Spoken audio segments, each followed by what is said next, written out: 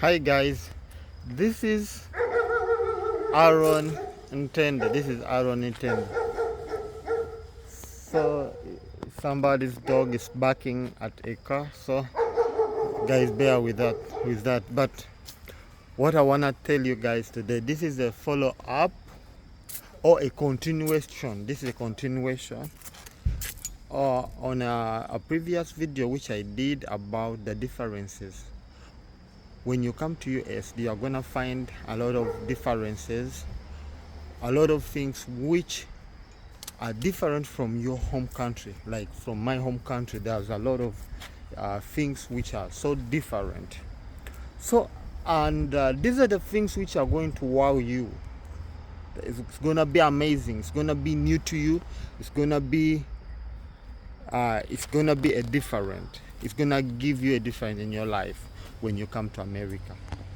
And I will determine these things, like things which are gonna wow you when you come to America.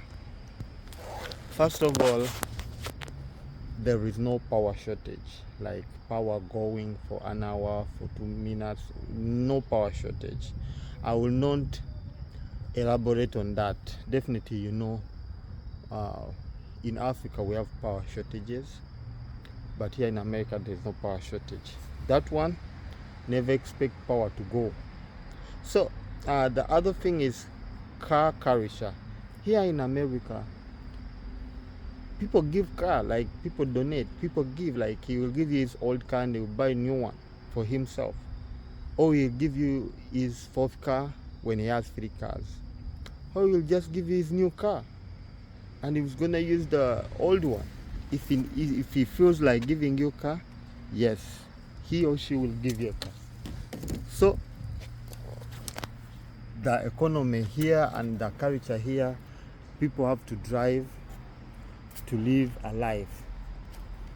People have to drive to live a life. The third thing which will wow you when you come to America is the wealth. People here live a life of wealth, a life which is not of shortage. They have the basic needs. They have the water. They have the jobs. There is a basic life here, which is amazing. Which is, for me, I determine this due to the wealth of their country. Like their country's wealth is not like our countries where you will find like people don't have water. They have to go to the lake or to the rivers to drain water.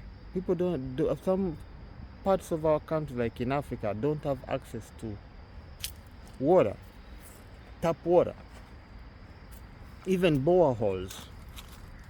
So here there's a lot: water, electricity, education, buses are so, transportation is so cheap.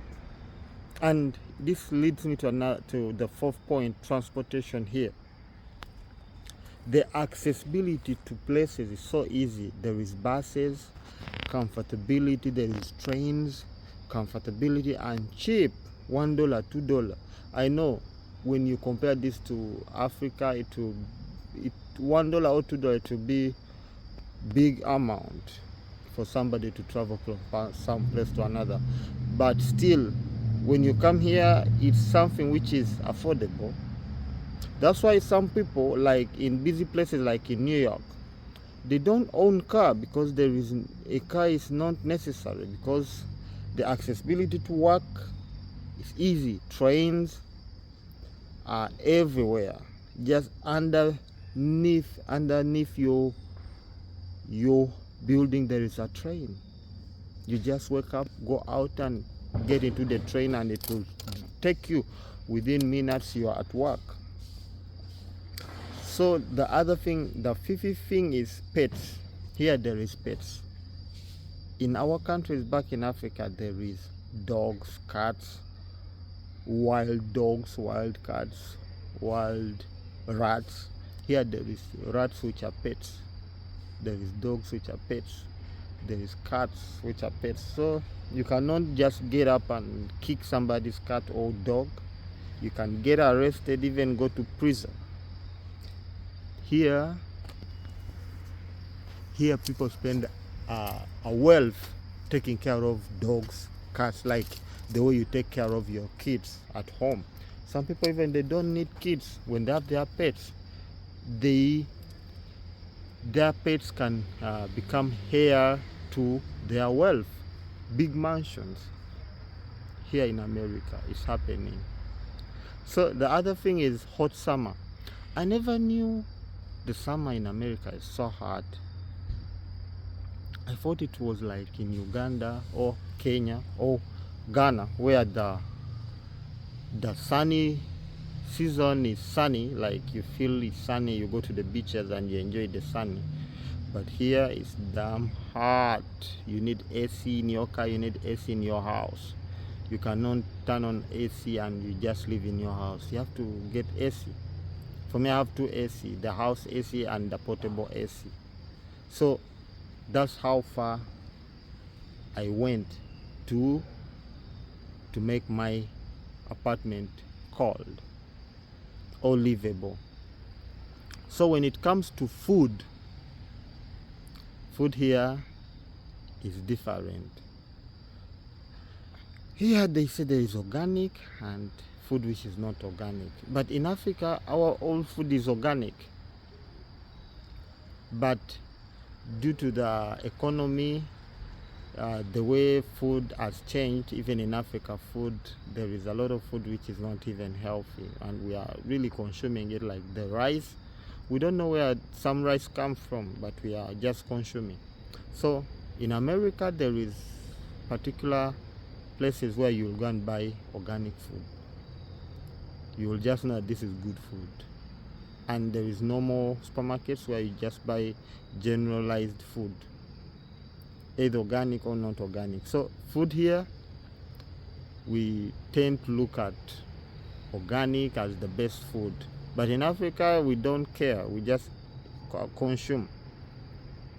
So other point is about the language. English here is a little bit different. When you come here, you have to learn how they speak their English. I've ever lived in Dubai, but Dubai English, you have to break it down to simplicity. But here in America, you have to learn. For me, as an individual who's usually going to YouTube, listening to content, I can listen and understand when people talk. But sometimes I cannot speak like them because I've not been living here. I have to speak my simple English and they can understand that English. So some of you might think it's a very a big problem here, but when you speak your simple English, they understand you.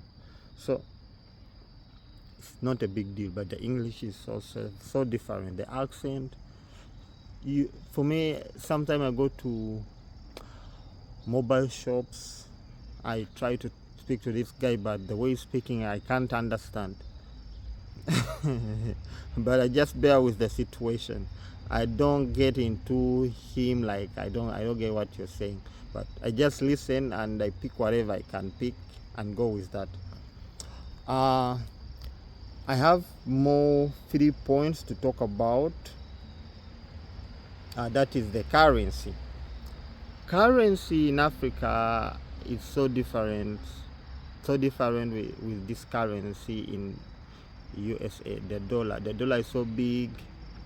Sometimes when you are new here, you tend to convert the dollar into your mother country currency, into shillings, into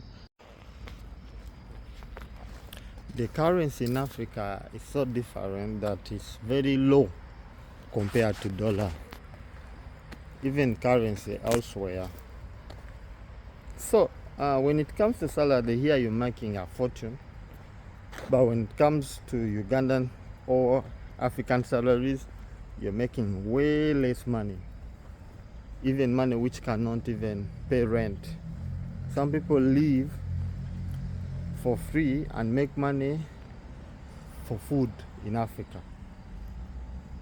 So what I'm trying to tell you is that when you're working in America, the currency here is so big that even your expenses, you'll find like the amount you spend here for only food is a salary for a doctor in my originated country, that is like Uganda, Kenya, Nigeria, Ghana. I'm telling you guys, something like $2,000. That is a lot to spend on groceries. That is something I spend like for my family here. Spend like something like $2,000 in a month, relatively. So the problem we have as who travel to countries like this, the moment we reach here, we tend to change, to transfer the currency. Like when we are buying something, for example, a cup of tea. I'm buying a cup of tea at $10. We tend to transfer the currency to our home country currency, and we are like, this is a lot of money, just a cup of tea. Then the other funny part is when you go to buy groceries. You go to buy bread and you are like, the bread in my country is far less than the bread here. Like the bread here is 5 times the price in my originated country.